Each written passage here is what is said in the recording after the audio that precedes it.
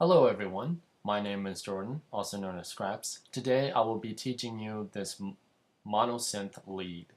This lead is actually a preset, however we do modify a lot of the indoor changes, meaning we do modify a lot of the programming to make it our own synth. However, everything that's usually in the synth is going to be put to good use. So take a listen to this demo example I have prepared, and I will show you guys how to create this wonderful synth.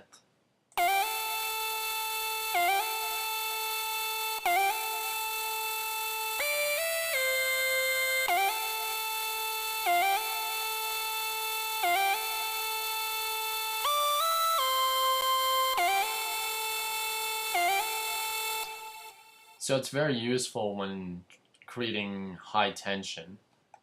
So I'm going to show you how to make it. Go to my Reason, create a new document, drag on my mixer, drag down my sequencer. Okay, there are three different ways to get the creative menu. The creative menu is where you can create anything from instruments to crazy arpeggiators. You can do this by right-clicking if you have a PC mouse. If you do not, you can hold down Control and left-click to get the same menu, or you can hit F8 to get the tool window, so that way you can go to your device palette and go to Utilities and drag out a combinator. So now that we have this, I'm going to right-click inside this little red line. That's where I'm going to add my instruments and effects. I'm going to click right in the little box. I'm going to go to my instruments. I'm going to create a new Thor polyphonic synthesizer. I'm going to go to my patches. I'm going to go to my Thor patches. I'm going to choose Gangsta Lead 3. And I'm going to hit Show Programmer. So inside this, I'm actually going to work my way down, meaning I'm going to go through all the different oscillators, and then I'm going to go through filter types, then some of the chorus delay, and filter 3. And then finally just measuring off, just changing some of the values down here. So for the first oscillator, I'm going to take this to a wavetable, and basic analog is good. We're going to set the position as 0, and that's it for that synth.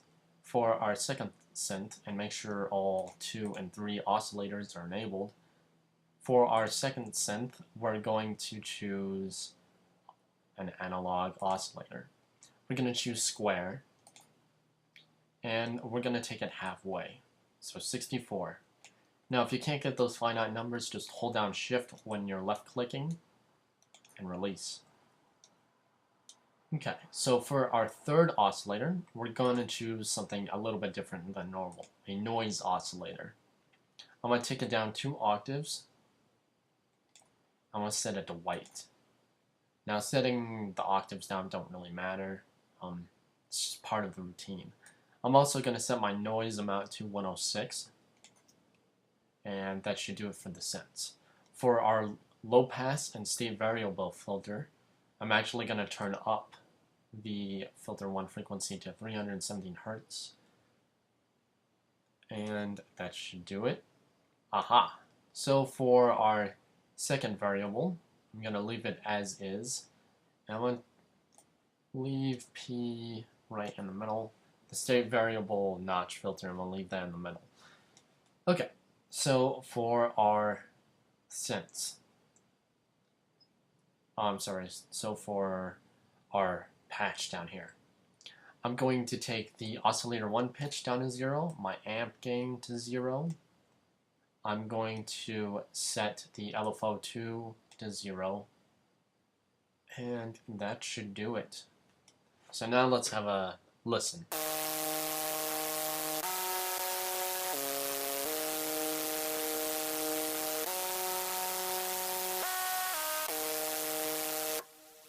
Sounds a little bit muffled, and that's because it sounds overpowered. We gotta bring down the OSC3 level down to negative 20.5 decibels. So we're almost there. Not so harsh anymore. Okay, so I'm going to click the Show Programmer button again just to close everything off. I'm going to right click on the Studio Effects, on the Thor. I want to choose Studio Effects, RV7000 Advanced Reverb. I want to take my dry wet to 22, my decay to about 32, and my high EQ up about 18. Same for the damp, let's set that to 62. So for after this, I'm going to create a Line 6 bass amp found in Studio Effects. I'm going to turn on the compressor and set the threshold to 79.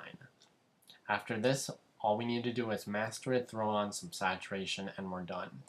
So to master this synth, what I'm going to do is I'm going to go to my Studio FX or Studio Utilities, and I'm going to choose 3 M-class equalizers.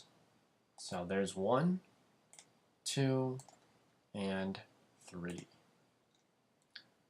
I'm going to sweep through the different frequencies to see which ones sound bad, and I'm going to remove them. This is different for every process, of every different synth, of every type of sound. You need to select the frequencies that are most harsh and remove them. It's just proper etiquette. So I'm going to play a few notes, and we're going to see which synth or which frequency hits the highest and remove it.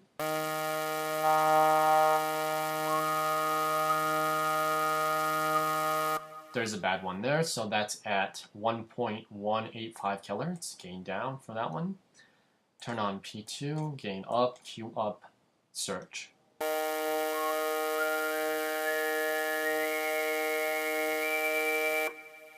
That's also another bad one. Good. Now we're going to do this for the second one. The reason why we don't mess with any of the low shelf or high shelf is because we could be removing frequencies that could be essential to the sound that we don't want to remove.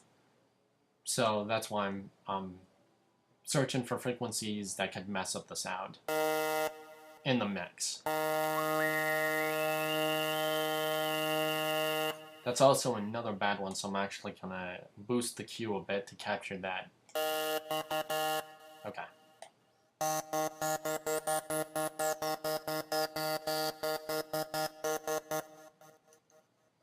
Can I hold a shift? That's a bad one, so I want to take that down.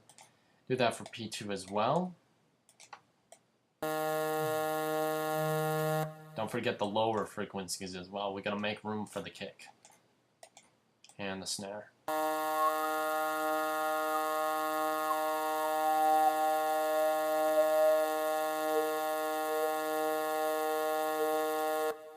Alright.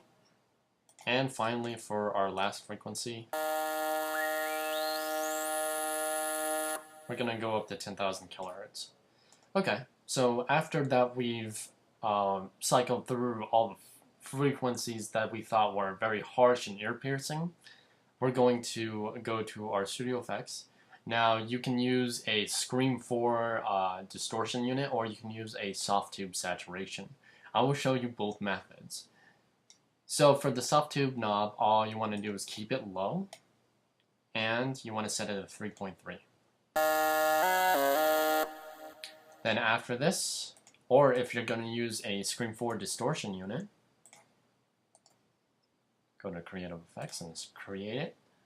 You can hit it to for tape. You're going to bring the damage control all the way down to 16. You're going to push up P2 all the way, and P1, we're going to bring that about 98. If it's still a little bit dark, you can boost the damage to about 34.